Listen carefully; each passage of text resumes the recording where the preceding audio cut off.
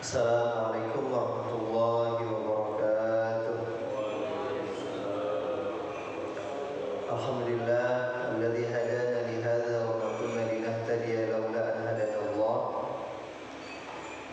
Walladzi bi ni'matihi tatimmu shalihat. Wassalatu wassalamu ala nabiyyina wa uswatina Muhammad sallallahu alaihi wasallam wa ala alihi wa ashabihi wa man tabi'ahum bi ihsan ila yaumiddin. Amma ba'd wa ba'dal yaqin. Fa ya ibadallah, para hujjaj, para asatidz, para ulama, para jamaah salat subuh yang sama-sama kita semua mudah-mudahan dimuliakan oleh Allah Subhanahu wa taala. Amin ya rabbal alamin. Kesempatan kali ini insyaallah lanjutkan pembahasan kita terkait dengan hadis Arba'in Nawawi, hadis-hadis penting, hadis-hadis unggulan, hadis inti daripada hadis-hadis Rasulullah SAW, sambil kita beriktikaf, meniatkan iktikaf, melanjutkan dengan zikrullah, menghadiri majelis ilmu sampai waktu syuruk. Mudah-mudahan yang kita lakukan ini berlipat ganda pahalanya, seperti kata Rasulullah SAW, siapa yang sholat subuh secara berjamaah, kemudian dia duduk di masjid beriktikaf, berzikir kepada Allah, menghadiri majelis ilmu, majelis zikir sampai terbit waktu atau terbitnya matahari, maka pahalanya seperti haji dan umrah sempurna, tamat. Kita berharap pahala dan keutamaan tersebut, dan insya Allah akan ada banyak hal yang mudah-mudahan kita dapatkan berupa ilmu yang bermanfaat. Amin ya rabbal alamin. Bapak, Ibu, para jamaah rahimahumullah, kita melanjutkan pembahasan hadis keempat. Temanya yaitu tahapan penciptaan manusia dan akhir kehidupan manusia. Kita kemarin sudah membahas tentang tahapan-tahapan ini. Saya bacakan ulang bunyi hadisnya. Bismillahirrahmanirrahim. Inna ahadakum yujma'u khalquhu fi batni ummihi arba'ina yawman nutfah. Bahwa setiap kalian pada dasarnya dikumpulkan penciptaannya di dalam perut ibunya selama 40 hari dalam bentuk nutfah, ya, air mani seperti itu. Summa yakunu 'alaqah, kemudian menjadi segumpal darah. Summa yakunu mudghatan mithla dzalik, yaitu selama 40 hari. Kemudian menjadi segumpal daging seperti itu juga, yaitu selama 40 hari. Summa yursal ilaihil malak, kemudian ditiupkan kepadanya, diutus kepadanya malaikat. Fayanfukhu fihi ruh, kemudian malaikat itu meniupkan ruh, ya, kepada janin yang tadi sudah menjadi daging itu. Wa yu'maru bi arba'i kalimat, diperintahkan dengan 4 kalimat atau 4 ketetapan. Bikat birizkihi, dengan menetapkan atau menuliskan rizkinya. Wa ajalihi, ajalnya. Wa amalihi, amalnya. Wa syaqiyun aw sa'idun, dan kondisi sulit atau mudahnya, kondisi sulit dan mudah baginya.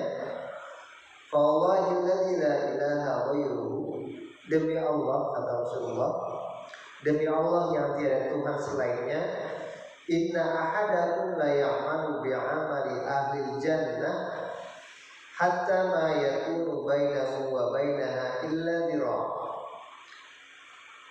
Di antara kalian ada yang melakukan amal ahli surga, ya, melakukan amal ahli surga terus hingga seakan-akan antaranya dan antara surga itu hanya sejarak satu hasta, ya, karena melakukan amal-amal ahli surga.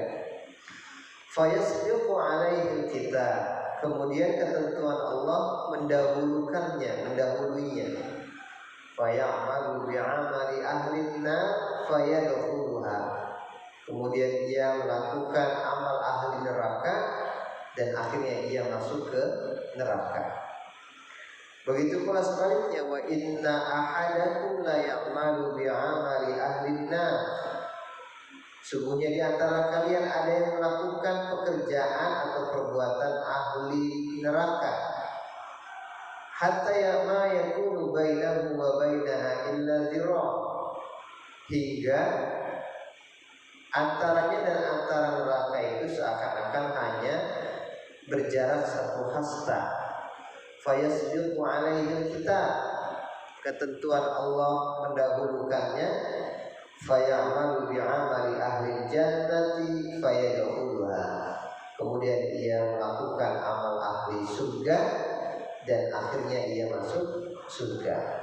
Rawahul Bukhari wa Muslim, hadis ini diriwayatkan oleh Imam Bukhari dan Imam Muslim.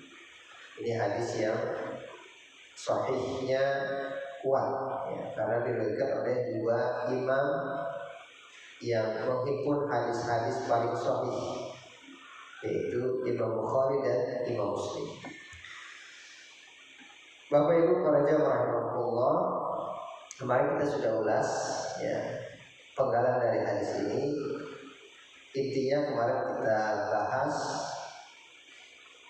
di sini ada pertama, pelajaran yang bisa kita ambil adalah kebertahapan.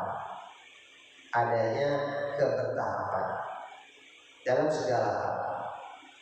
Allah Subhanahu wa taala pasti berkuasa dong, pasti mampu dong untuk menciptakan kita sekaligus. Ya, ujuk-ujuk langsung kita sebagai bayi gitu kan, langsung perut ibu kita misalnya, di situ isinya langsung bayi. Allah berkuasa gitu, ya kan? Allah paling kuasa untuk itu.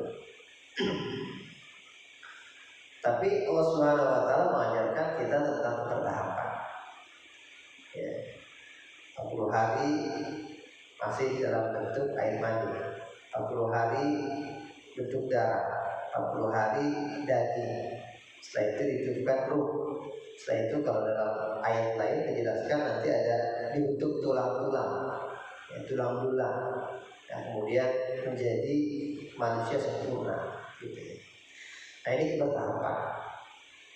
Allah mengajarkan begini. Nah, ini masalah kebertahapan ini pun dalam banyak hal, gitu ya. Ketika Allah menurunkan syariatnya, menurunkan ajaran Islam kepada Rasulullah, untuk Rasul ajarkan kepada umat manusia, itu pun bertahap. Kenapa Al-Quran itu turun bertahap, gitu kan? Ya, jadi turunnya Al-Quran ini ada dua macam, Pak. Ada yang turunnya sekaligus, ya, satu kitab sekaligus, tetapi ini dalam bentuk bukan model kitab fisik, bukan mushaf fisik, bukan. Itu turun sekaligus dari Allah ke Baitul Izzah. Baitul Izzah itu di langit bumi sekaligus. Tapi dari Baitul Izzah kepada Rasulullah melalui malaikat Jibril itu berangsur selama, para ulama menggunakan 23 tahun, didetilkan 22 tahun sekian bulan. Jadi selama 23 tahun ayat itu turun, Al-Quran itu turun berangsur-angsur, bertahap. Inilah ajaran Islam. Allah mengajarkan adanya pentahapan. Nah, begitu juga nanti implementasinya dalam pendidikan, dalam dakwah.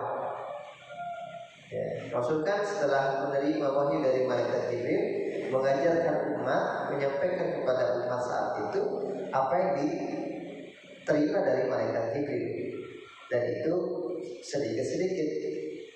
Ya, makanya kan wa nunazzilu minal Qur'an. Ada nih, kalau kita lihat bahasa Arab ya, dari dalam Al-Quran itu ada ayat yang berbunyi apa? Inna anzalnahu fi lailatul qadar. Kami turunkan Al-Quran pada malam Lailatul Qadar. Dalam ayat lain ada kata-kata turun, tapi bukan nazala atau bukan anzala, tetapi nazzala. Ya, nazzala. Ada berbeda, sama-sama turun, tapi turunnya yang ayat pertama tadi Lailatul Qadar tadi itu sekaligus. Tapi ayat yang pakai tasdid nazzala, ya, nazzala, turunnya itu mengartikan bahwa maksudnya turunnya itu sering, gitu ya, turunnya sering. Nah, inilah dua jenis turun Quran tadi. Di malam Lailatul Qadar turunnya sekaligus. Inna anzalnahu fi lailatul qadar. Kami turunkan Al-Quran pada malam Lailatul Qadar sekaligus tadi yang ke Baitul Izzah tadi. Tapi dalam ayat lain nazzalna atau nazzala alaikal kitaba, Allah menurunkan kepada Al-Quran pakai kata-kata nazzala, pakai tasdid, ya, pakai tasdid. Maksudnya apa? Turunnya bertahap, gitu ya. Nah, inilah model turun Al-Quran. Jadi turun Al-Quran itu enggak hanya di Lailatul Qadar.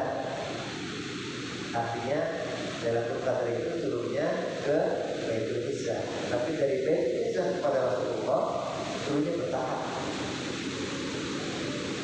Ya, yang pertama kali diawali dari ayat Iqra di Gua Hiro dulu, gitu ya. Nah, jadi ada pentahapan.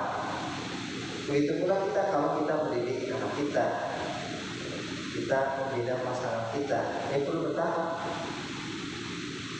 Kata Aisyah radhiyallahu anha, kalau yang turun pertama kali itu adalah pengharaman khamar, gitu ya, pengharaman zina, pengharaman mencuri dan seterusnya, maka pasti orang-orang Mekah saat itu benar-benar akan menolak perintah itu. Mereka akan bilang, kata Aisyah radhiyallahu anha, mereka akan bilang, kami sekali-kali tidak akan meninggalkan khamar, tidak akan meninggalkan minuman keras, kami sekali-kali tidak akan meninggalkan perzinahan. Kalau yang turun pertama kali tentang itu. Tetapi yang pertama kali turun adalah membangun kesadaran, membangun iman, membina iman, menumbuhkan iman. Nah, kalau itu sudah terkondisikan, ada perintah apapun dari Allah, insya Allah mereka sudah siap. Mereka akan siap menerima. Mereka akan siap untuk menjalannya. Gitu ya. Jadi bertahap, ada ketahapan. Kita ngajarin anak pun juga semuanya dia harus tiba-tiba kita ajarin, tiba-tiba sehari dia harus langsung berubah, juga ada ketahapan. Ya. Jangan distandarkan, yang diukur ukuran anak dengan ukuran kita beda. Jangan dibebankan beban-beban kepada anak seperti beban-beban kepada kita. Nah, maka Rasulullah SAW yaitu mencontohkan misalnya muru auladakum bisolah wa hum abna wa sab'in.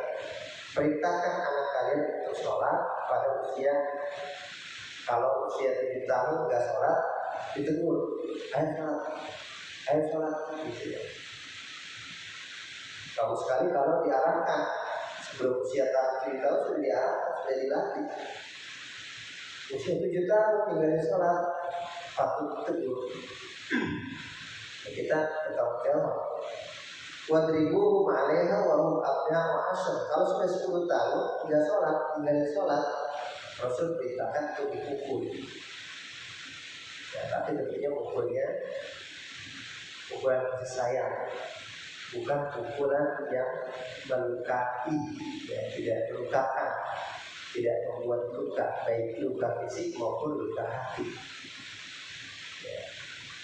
Di pukulan pendidik. Jadi 10 tahun kita lihat kalau tinggalnya sholat boleh dipukul, boleh tapi pukulan pendidik. Ya, kalau tanpa pukulan bisa sekali. Jadi ini ajaran Rasul. Poin-poin pendidikan pun beragam, gitu ya. Bagaimana Rasul itu berdialog, gitu kan? Kemudian Rasul menyampaikan wasiat pesan-pesannya secara lemah lembut. Nah, ini juga merupakan bagian dari pentahapan. Nah, kemudian yang sudah kita pelajari juga dari bahasan ini, penggalan ini, hukum haramnya aborsi, ya, aborsi. Jadi setelah tahap pertama, tahap kedua, tahap ketiga, ya kan? Kemudian ditiupkan ruh, itu berarti dia sudah menjadi makhluk hidup, sudah menjadi manusia atau makhluk hidup. Karena itu aborsi, sepakat ulama di hari ke-120, ya, di sini dijelaskan bahkan dari hubungan suami istri hari 120 itu setelah itu ditiupkan ruh dan itu haram aborsi. Sepakat ulama. Karena dia sudah menjadi makhluk hidup, sudah ditiupkan ruh padanya. Nah, bagaimana jika sebelum itu? Jumhur ulama, mayoritas ulama sepakat pun haram aborsi sebelum ditiupkannya ruh. Kenapa? Karena sebenarnya dia sudah menjadi cikal bakal makhluk hidup. Ya, Allah sudah jadikan dia berpotensi menjadi hidup, begitu kan? Ya, karena kan umumnya begitu. Ya, meskipun dia belum ditiupkan ruh, tapi dia sudah menjadi potensi hidup, makhluk hidup. Karena itu jumhur ulama bilang haram, tetap haram aborsi sebelum ditiupkannya ruh. Ya. Nah, di mana solusinya biar tidak jadi yang para ulama? Kalau para sahabat bahkan melakukan azal. Kunna na'zilu 'inda ahli Rasulillah. Kata para sahabat, kami melakukan azal pada masa Rasulullah. Apa itu azal? Ya, afwan, azal itu kita mengeluarkan sebelum sperma itu keluar di rahim pasangan kita, rahim istri kita. Itu azal. Jadi mengeluarkan sperma itu di luar. Gitu ya. Nah, boleh nggak para sahabat melakukannya? Ya, kalau tidak kita tidak ingin itu jadi janin, apalagi kita terhindar dari dosa ini, keharaman ini, maka bisa dilakukan azan, ya, atau bisa dengan ya alat-alat yang sekarang ya spiral dan seterusnya. Itu yang kedua, pelajaran kita bisa ambil. Yang pertama, pentahapan penting dalam berdakwah itu perlu bertahap. Ya, kita nggak bisa ujuk-ujuk langsung memvonis si A sesat, ya, si A sudah tergelincir, nggak boleh. Dalam berdakwah itu mendepankan kelembutan. Apalagi di zaman sekarang, tarikat-tarikat kejahatan itu, tarikat-tarikat kebatilan itu merajalela. Kita baru buka HP aja, gitu kan? Ya, kita buka YouTube atau sekarang udah ada Reels ya, yang cepat itu banyak sekali konten-konten yang negatif, konten-konten yang bisa membawa kepada kemaksiatan. Nah, kita jangan salahkan langsung anak-anak kita, jangan. Tapi bagaimana kita punya kepedulian. Ya. Kalau bisa kita terlibat dalam agenda-agenda kebaikan, agenda-agenda dakwah, itu salah satu cara. Ya. Rasulullah SAW itu kata Al-Quran kan diperintahkan berdakwahlah dengan hikmah, kebijaksanaan, dengan kearifan. Wal mau'izah al-hasanah, dengan nasihat mau'izah. Wajadilhum billati hiya ahsan. Kalaupun harus berdebat dengan cara yang ahsan, paling baik. Ya. Kalau yang tahu bahasa Arab di sini ada kata-kata ahsan, bukan hasan. Kalau hasan artinya baik, tapi ahsan terbaik. Hasan juga baik, cara yang baik, tapi ahsan cara yang terbaik. Jadi dakwah itu luar biasa, kita mengedepankan kelembutan, mengedepankan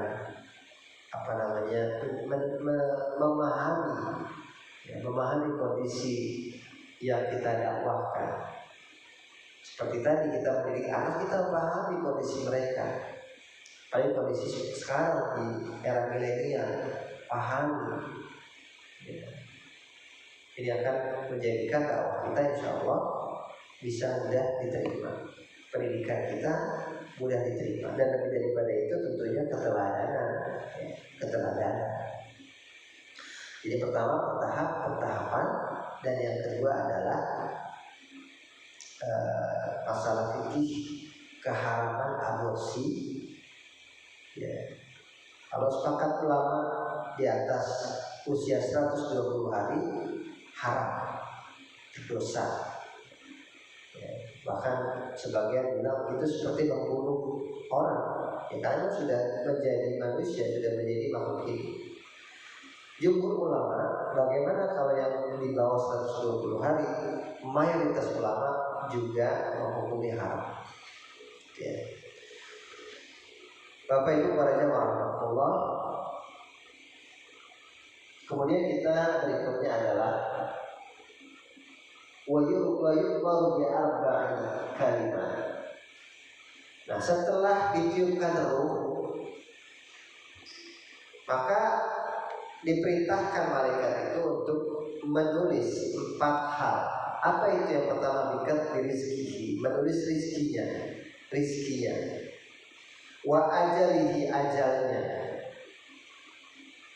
Wa amalihi, amalnya. Wa syaqiyun aw sa'idun, kemudian kondisi sulit atau mudahnya, sulit atau mudah baginya. Ya. Nah, ini 4 hal yang ditulis, ditetapkan. Ya, kemarin kita sudah coba ulas sedikit tentang takdir ini. Fawallahilladzi la ilaha ghairuh, demi Allah yang tidak Tuhan selainnya, bahwa di antara kita ada yang banyak melakukan amal ahli surga, amal-amalnya kelihatannya soleh terus gitu. Tapi ternyata ketentuan Allah berbeda. Ya, ia di akhir hayatnya melakukan amal ahli neraka. Akhirnya apa? Dia masuk neraka. Padahal saking banyaknya tadinya dia melakukan amal ahli surga, jarak antara dia dengan surga itu hanya 1 meter gitu. 1 hasta, hanya 1 meter. Tinggal 1 langkah. Gitu ya. Ada juga sebaliknya, orang yang melakukan amal ahli neraka itu, ya, dalam hidupnya sering melakukan kemaksiatan, melakukan dosa, ya, kejahatan. Tapi ternyata ya, Allah Subhanahu wa taala menetapkan baginya apa? Akhir hayatnya dia melakukan amal ahli surga, padahal jarak dia antara, seakan-akan jaraknya antara dia dengan neraka itu sudah tinggal satu langkah, tapi di akhir hayatnya dia melakukan amal ahli surga, maka dia masuk surga. Nah inilah Bapak Ibu para jamaah Allah, ya. Saya kira ini masalah iman kepada qada dan qadar. Ya, kita harus beriman kepada ketentuan qada dan qadar. Ya, ketentuan Allah Subhanahu wa taala. Dan iman ini menghadirkan kepada kita perasaan apa? Bahwa sehebat apapun kita berada dalam kekuasaan Allah. Kita tidak mungkin berada di luar kekuasaan Allah. Ya, sehebat apapun kita, sesoleh apapun kita, ya, kehidupan kita, nasib kita, baik dunia maupun akhirat, berada dalam genggaman Allah, dalam kekuasaan Allah. Begitu ya. Nah inilah penggalannya hari ini, insya Allah kita detilkan, kita bahas. Jadi rezeki, ajal, amal, kondisi baik atau kondisi sulit dan kondisi mudah, gitu ya. Kemudian juga bagaimana nanti akhir kehidupan kita, kita dituntut untuk istiqomah, ya, untuk mempertahankan kebaikan yang sudah kita lakukan. Ya. Tadi yang sudah dipertahankan. Ada orang yang dia saking semangatnya dia lakuin apa aja ajaran Islam, apapun dilakuin. Ya. Saking semangatnya, nggak ukur dirinya. Akhirnya apa? Akhirnya lama-kelamaan dia bisa bosan dan meninggalkan Islam. Akhirnya apa? Waliyahzubillah, ketika akhir hidupnya dalam kondisi itu. Begitu ya. Nah, maka sebaik apapun amal kita perlu memohon husnul khitam, akhir kehidupan yang baik. Ya, karena kita nggak tahu akhir kehidupan kita seperti apa. Dan seburuk apapun amal kita, sebanyak apapun dosa kita, Allah masih tetap membuka peluang ampunan, peluang kebaikan selama kita masih berada di dunia, masih hidup. Kenapa? Karena amal kita ditentukan dengan akhir, ya, fase akhir kehidupan kita. Ya. Innamal amal bi khawatimiha, kata Rasulullah. Amal-amal kita ditentukan dengan yang akhir. Maka alangkah penting sekali yaitu kita mempertahankan amal. Kita istiqomah lah rasanya. Kita pertahankan amal kita. Yang baiknya adalah meningkatkan amal. Meningkatkan amal. Karena di dunia ini ya waktunya itu beramal. Kalau sudah masuk ke akhirat, nggak mungkin kita beramal. Yang ada adalah balasan-balasan. Karena itu selama kita memiliki kesempatan, selama Allah memberikan kesempatan, selama hayat masih dikandung badan, masih punya kesempatan kita untuk beramal, pertahankan, syukur-syukur bisa kita tingkatkan. Gitu ya. Kita jangan sampai ujub. Jangan sampai merasa, wah kayaknya amal gue udah banyak nih. Amal gue udah buat sholat kayak paling baik ya, buat sholat kesini, sholat jamaah, gue puasa, ya, sering puasa sunnah, sering infak, insya Allah itu kan masuk surga gitu kan. Jangan juga cuma ujub. Justru kayak gini ciri-ciri orang yang Kata para ulama, ini jadi orang yang gurur nih, tertipu dia dengan amalnya. Setan sudah menghiasi amal-amalnya. Yang terbaik itu orang yang banyak amal tapi dia merasa kurang. Nah itu yang terbaik sebenarnya. Ya. Jadi ada al-khauf wal roja, ada rasa takut dan harap. Ini harus seimbang. Maksudnya apa? Meskipun kita sudah banyak beramal, tetap kita takut. Takut amal kita nggak diterima oleh Allah. Takut amal kita sia-sia, gitu kan? Takut amal yang kita lakukan di situ ada ria, unsur-unsur ria. Kita mengharap pujian dari orang, dari amal yang kita lakukan. Kita mengharap pandangan orang lain. Kita lupa bahwa kita beramal itu lillah, harus ikhlas, gitu kan? Nah, itu takut kita, takut amal kita ini enggak berbuah pahala. Ya, meskipun kita beramal, perlu ada khauf, rasa khauf tadi, ya, rasa takut, rasa khawatir.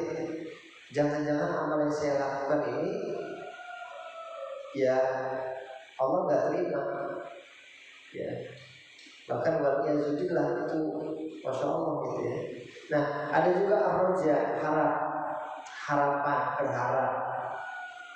Ya, kita antara dua ini berada antara khauf dan roja. Roja maksudnya apa? Meskipun kita pernah melakukan dosa atau kita berdosa, Allah masih berikan pintu ampunan. Gitu ya.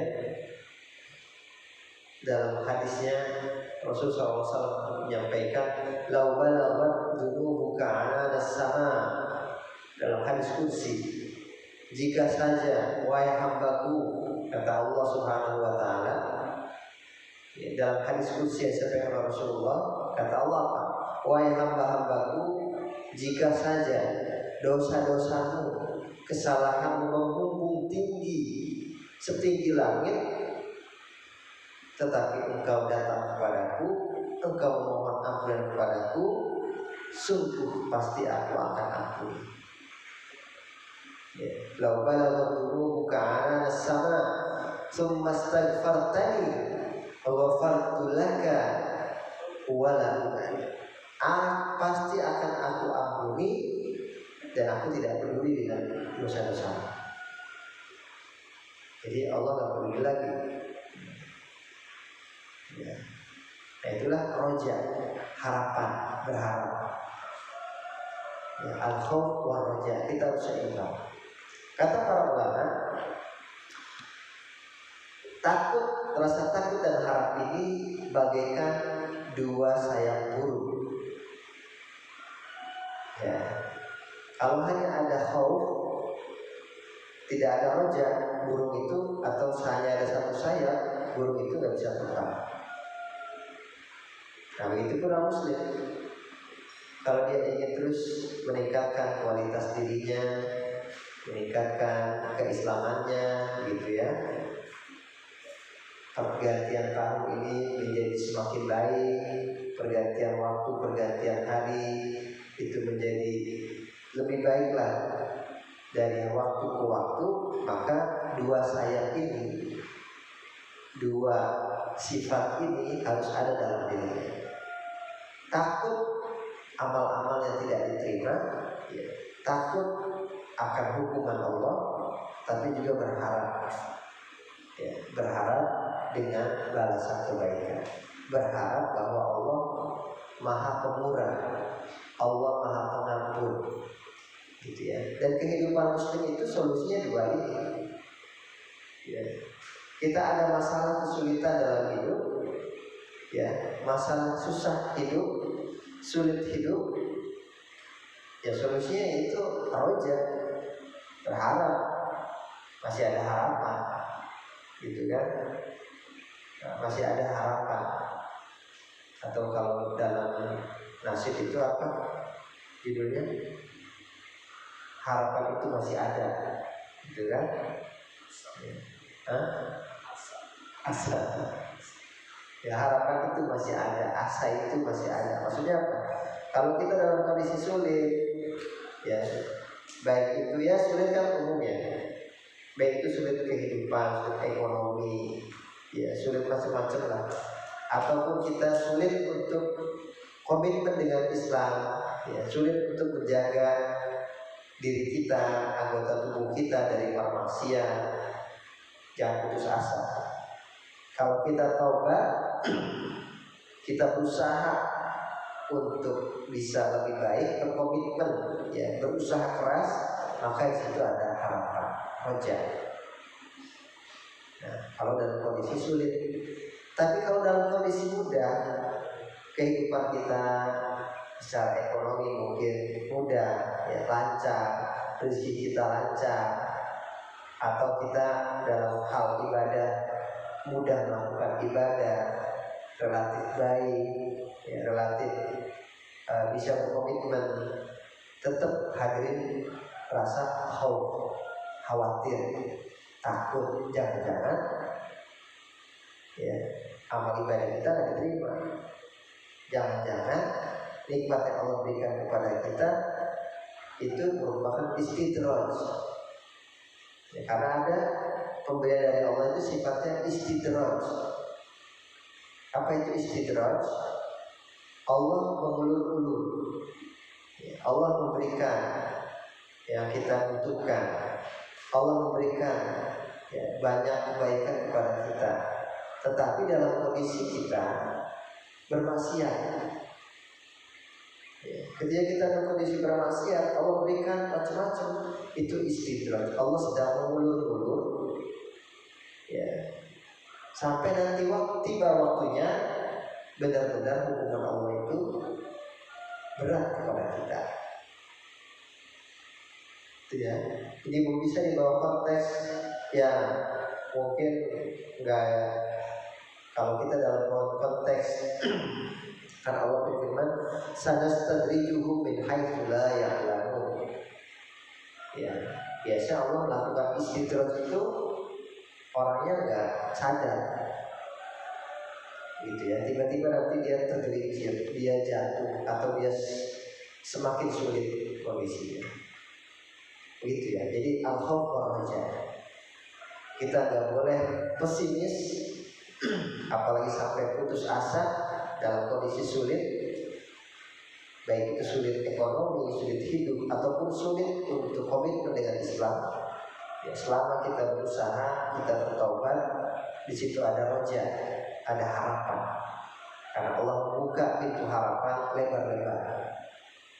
Begitu pula kita nggak boleh tertipu, maghrur, ghurur, apalagi sampai ujung merasa bangga dengan amal kebaikan kita. Belum tentu Allah menerima amal-amal itu. Ya. Nah inilah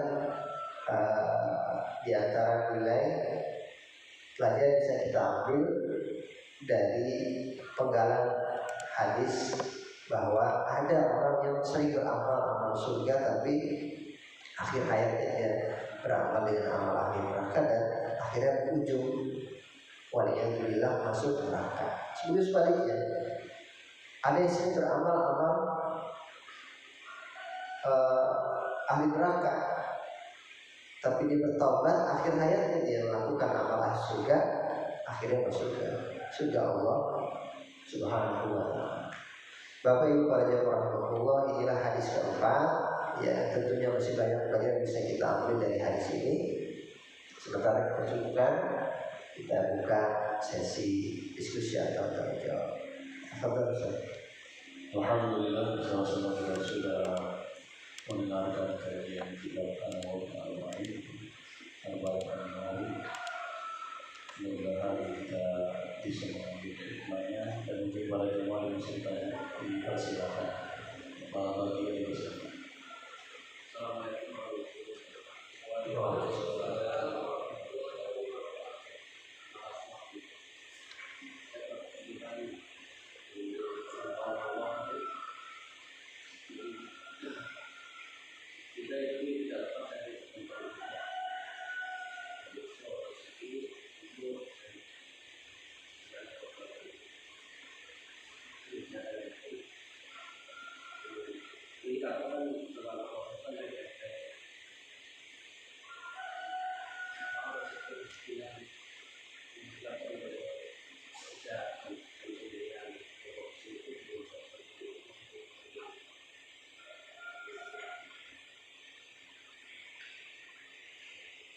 Masuk?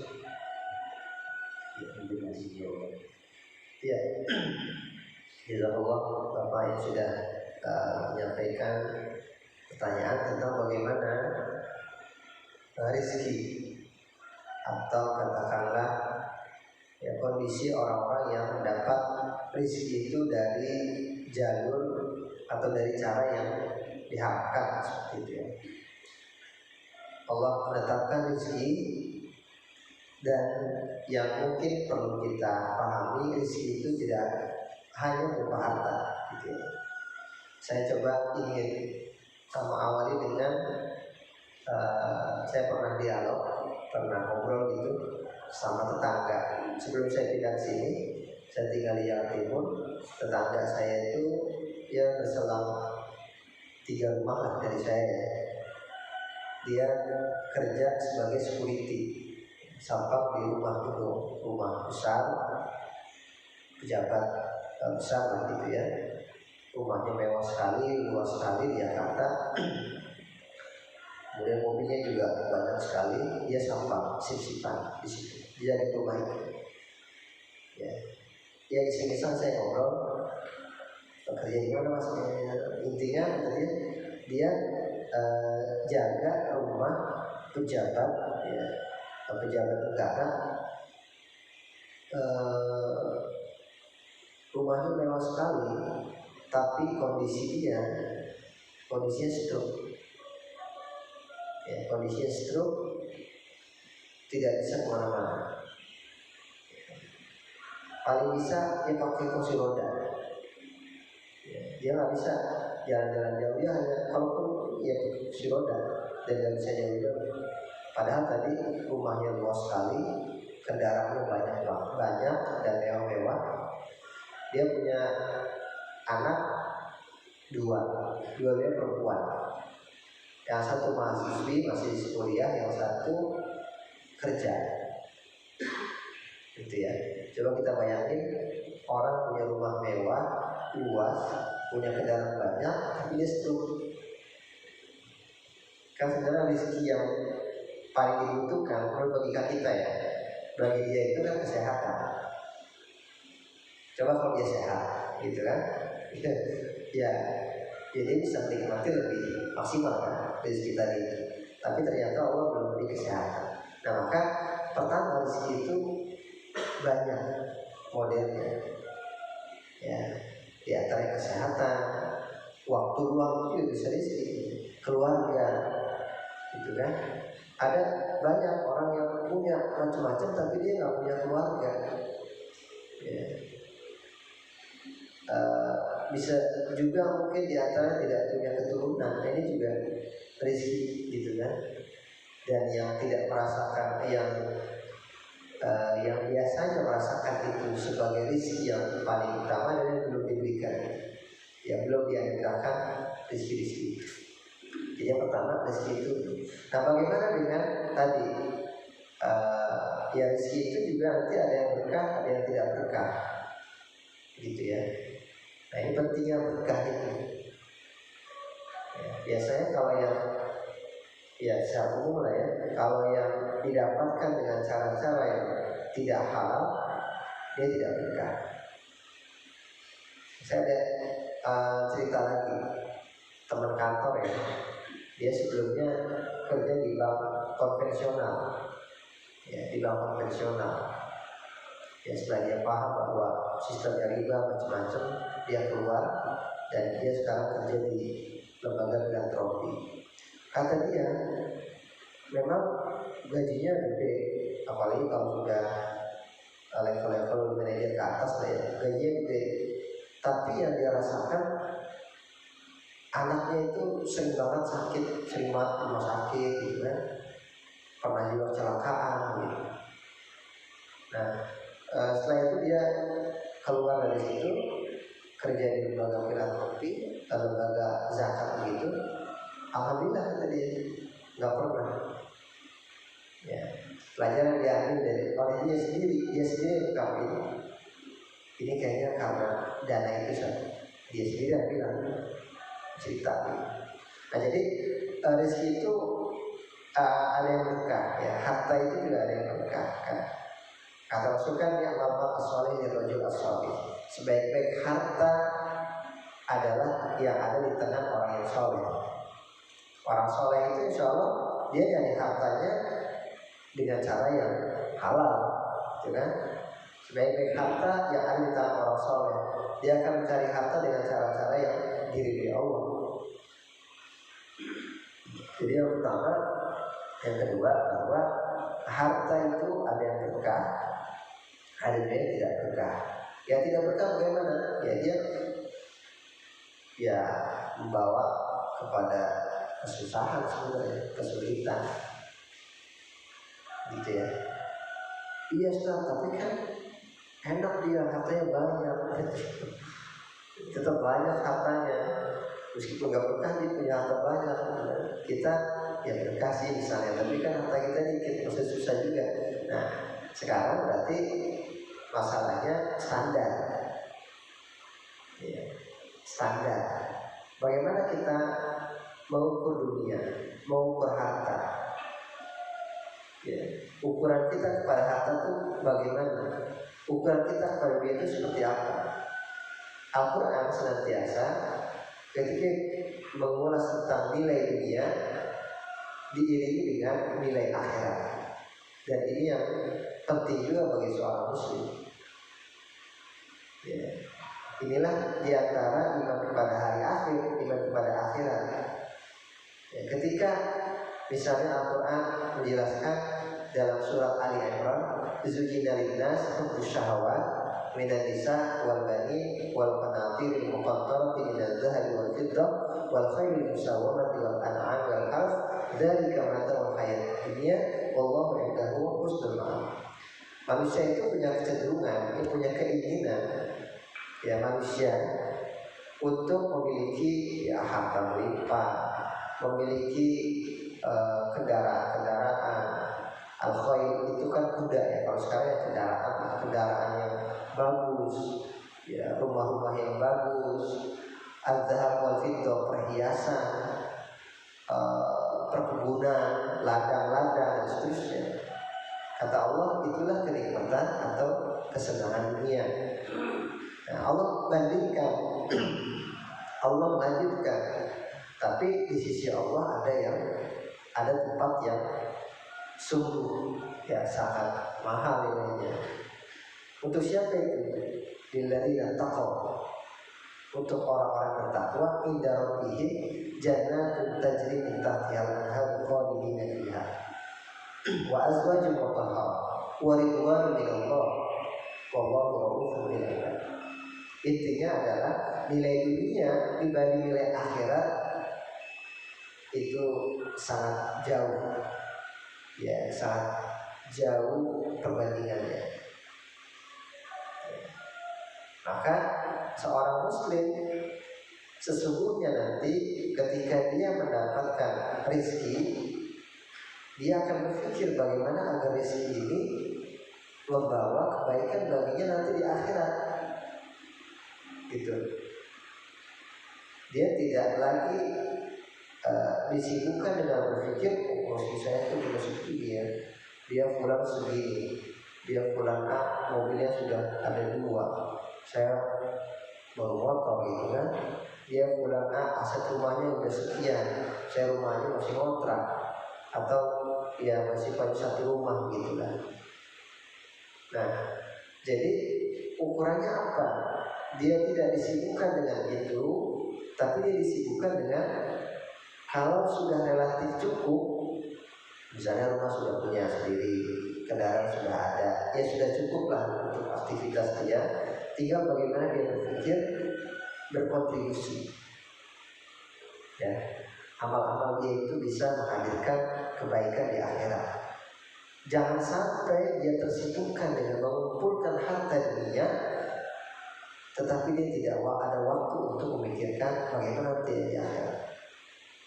Dia tidak mengarahkan harta ini untuk kemaslahatan akhirat, karena nilai akhirat itu luar biasa, gitu ya.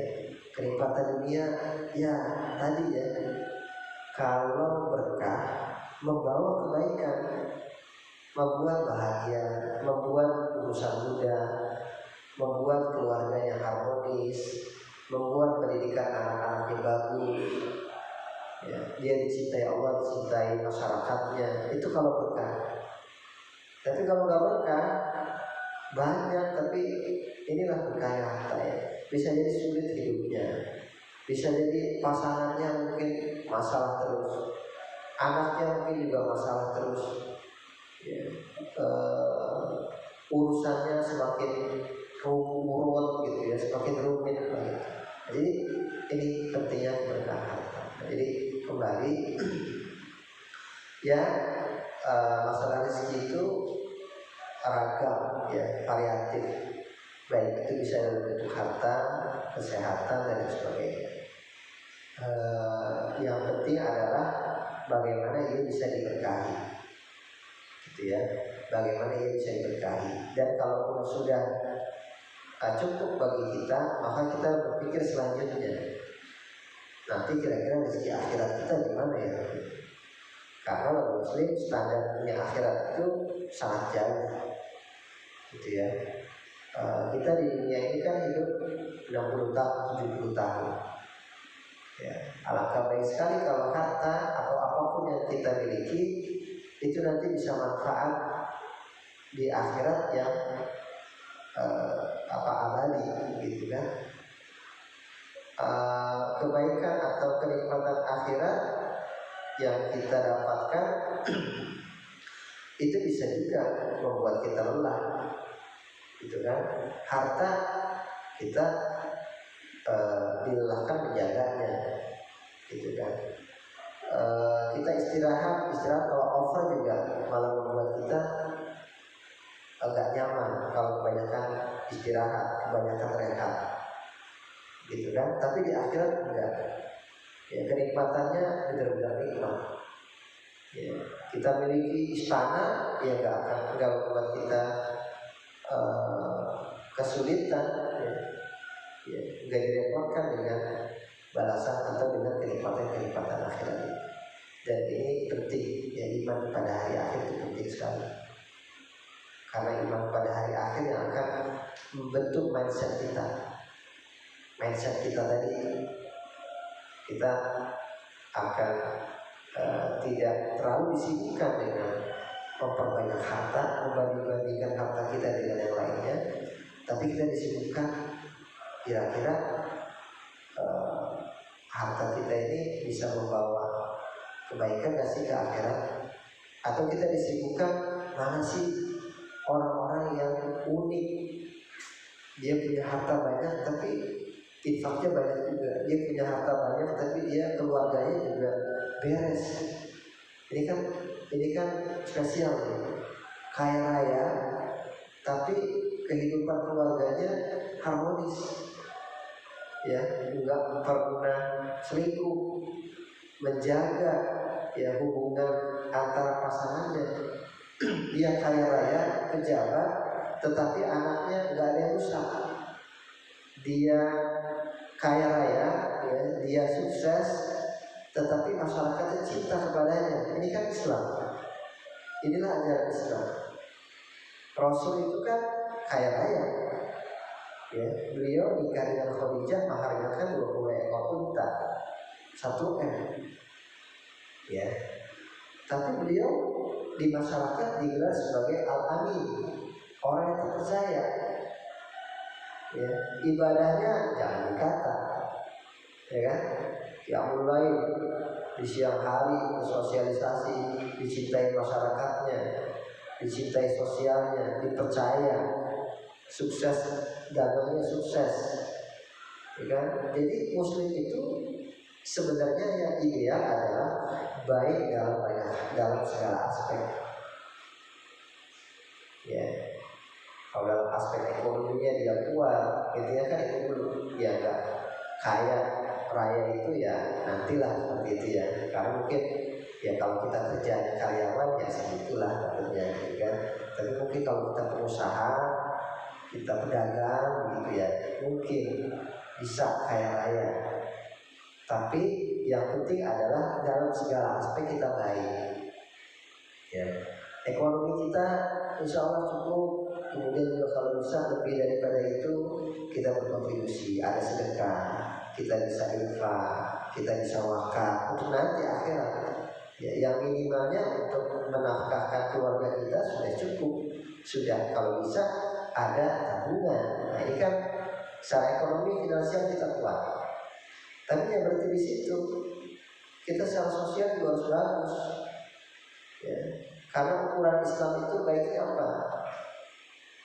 Orang Islam yang baik itu adalah ketika sosialnya tidak terganggu dengan keberadaannya.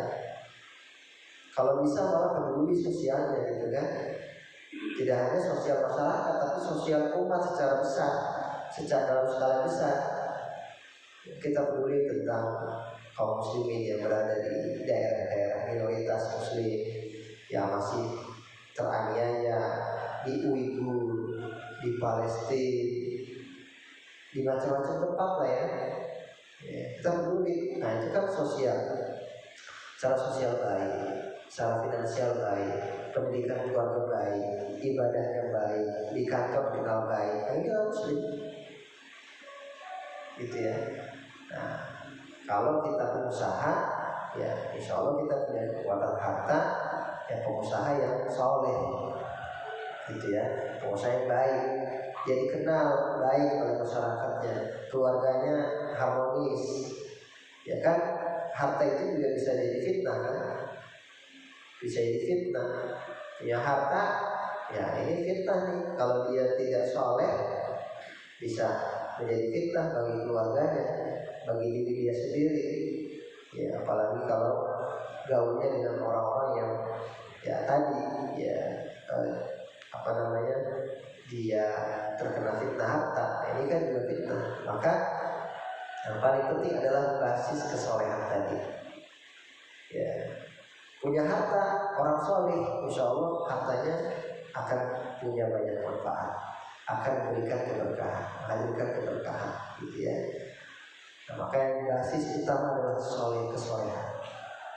Ya, jadi sebagai pejabat, sebagai pengusaha, sebagai karyawan sekalipun, sebagai profesional, ya sebagai guru, pendidik dan sebagainya, basis kesolehan itu menjadi utama. Ya, Allah Alhamdulillah.